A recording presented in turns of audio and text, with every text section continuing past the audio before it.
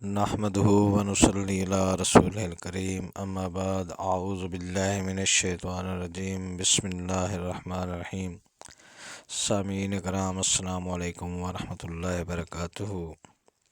ہماری آج کی ویڈیو کا موضوع ہے حافظ قرآن کا اعزاز اور حافظ قرآن کے والدین کا اعزاز۔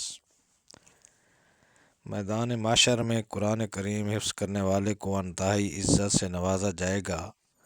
خود قرآن کریم اس کی سفارش کرے گا اور اس کو کرامت کا تاج اور عزت کا جوڑا پہنایا جائے گا۔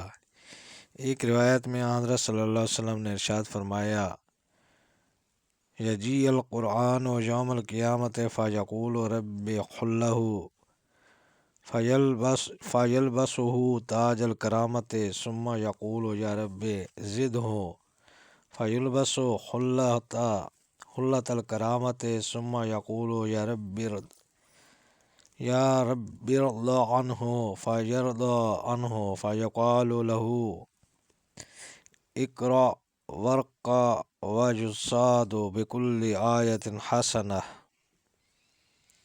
یعنی قیامت کے روز قرآن کریم اللہ کے دربار میں آ کر عرض کرے گا کہ اے میرے رب، اس صاحب قرآن کو جوڑا پہنائیے۔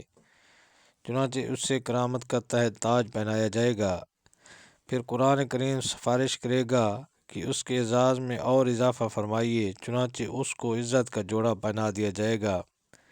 پھر قرآن کریم کہے گا کہ اے رب، اس سے راضی ہو جائیے، چنانچہ اللہ تعالیٰ اس کو اپنی رضا سے نواز دے گا۔ پھر اس سے کہا جائے گا پڑھتا جا اور جنت میں چڑھتا جا، اور ہر آیت کے عوض ایک نیکی میں اضافہ کیا جاتا رہے گا۔ یہ اس شخص کا اعزاز ہے جس کی آج عام دنیا داروں کی نظر میں کوئی وقت نہیں، بلکہ اگر کوئی اس لائن میں لگتا بھی ہے تو اسے قریبی رشتہ داروں سے اور دوست و احباب سے طعنے سننے کو ملتے ہیں۔ میدان معاشر میں جب اس شخص کو عالمی اعزاز سے نوازا جائے گا، تب ان دنیا داروں کو اپنے محروموں کے احساس ہوگا اور گزری ہوئی زندگی پر حسرت و افسوس ہوگا، مگر اس وقت کوئی حسرت کام نہ آ سکے گی۔ اسی طرح حافظ قرآن کے والدین کے اعزاز کے بارے میں ہے کہ قرآن کریم کے ذریعے سے نہ صرف یہ کہ حافظ قرآن کو عزت ملے گی، بلکہ معاشر کے بین الاقوامی اجتماع میں حافظ قرآن کے والدین کو بھی شاندار اعزاز سے نوازا جائے گا۔ ایک روایت میں ہے، حضرت صلی اللہ علیہ وسلم نے ارشاد فرمایا، من قرأنا القرآن وعمل بما فیہ البس والدتہ تاجا یوم القیامت ضوءہ احسن من ضوء الشمس فی بیوت الدنیا لو کانت فیکم فما ظنکم بالذی عمل بہذا۔ یعنی جو شخص قرآن کریم پڑھ کر اس پر عمل کرے تو اس کے والدین کو قیامت کے دن ایسا شاندار تاج پہنایا جائے گا جس کی روشنی اس سورج کی روشنی سے کہیں عمدہ ہوگی جو دنیا کے گھروں میں نکلا ہوا ہو۔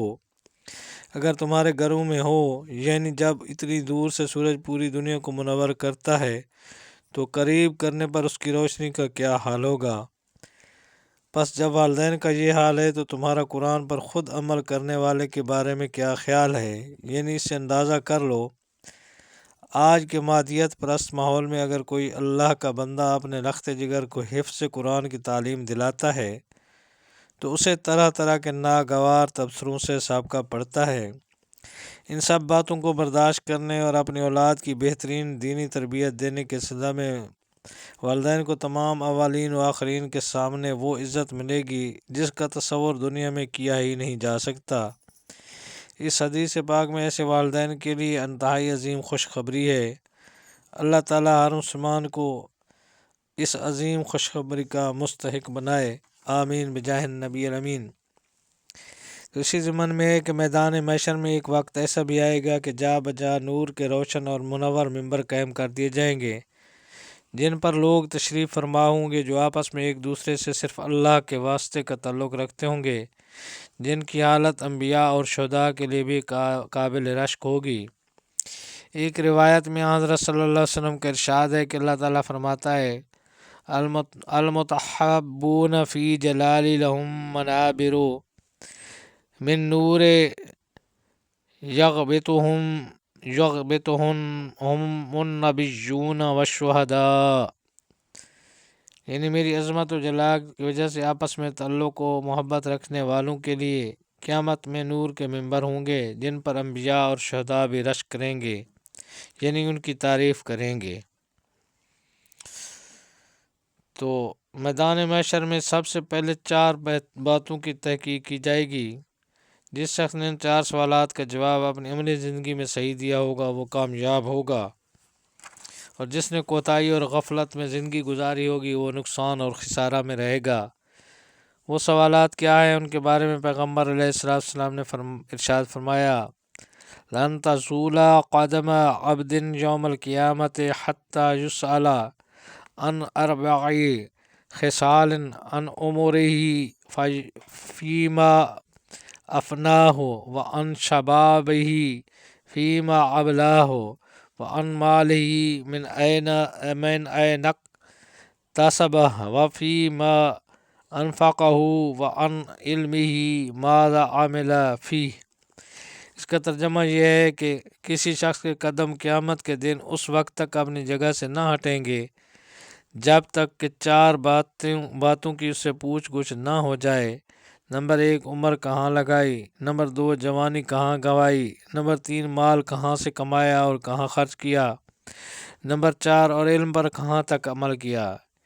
اس لیے عقل مندی کا تقاضا یہ ہے کہ ہم دنیا ہی میں ان سوالوں کا بہتر جواب دینے کی تیاری کر لیں تاکہ ہم آخرت کے امتحان میں سرخرو ہو سکیں۔ اللہ تعالی ہمیں توفیق سے نوازے، آمین بجاہ النبی الامین صلی اللہ علیہ وسلم۔ اگر ویڈیو پسند آئی ہو تو برائے مہربانی اس چینل کو سبسکرائب کریں اور بیل آئیکن کا بٹن دبا دیں تاکہ آنے والی ویڈیوز آپ تک آسانی سے پہنچ سکیں۔